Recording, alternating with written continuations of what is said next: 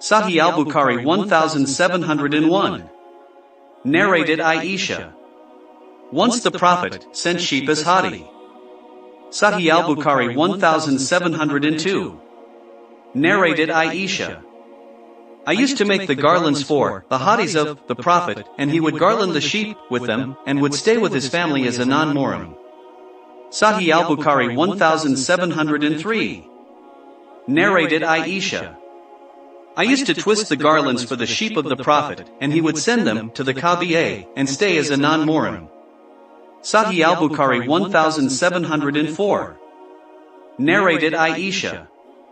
I twisted the garlands for the hadis of the Prophet before he assumed Ihram. Sahih al-Bukhari 1705. Narrated Aisha. I twisted the garlands of the hadis from the wool which was with me. Sahih al-Bukhari 1706.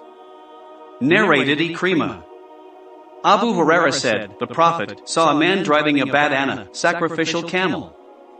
The Prophet, P.B.U.H, said to him, ride on it. He replied, it is a badana. The Prophet again said, ride on it.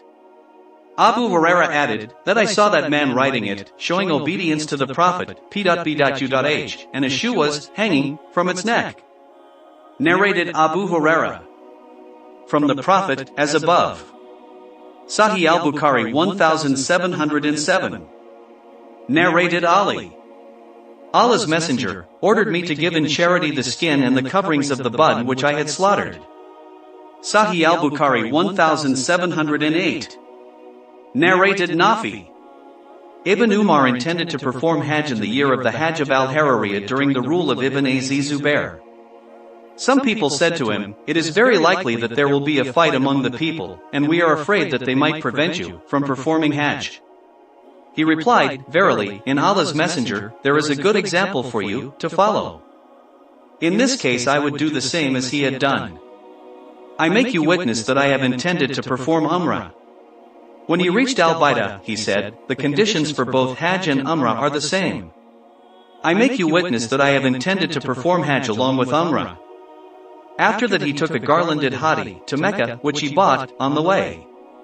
When he reached Mecca, he performed tawaf of the Kaaba and of Safa and Marwa, and did not do more than that.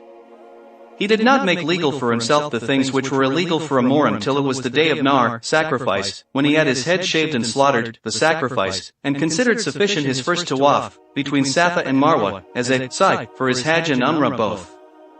He then said, the Prophet used to do like that. Sahih al-Bukhari 1709. Narrated Amra bint Abdurrahman. I heard Aisha saying, 5 days before the end of Dhul Qa'dah we set out from Medina in the company of Allah's Messenger, with the intention of performing Hajj only. When we approached Mecca, Allah's Messenger ordered those who had no hadi with them to finish their ram after performing tawaf of the Kaaba and sa'i, and between Safa and Marwa.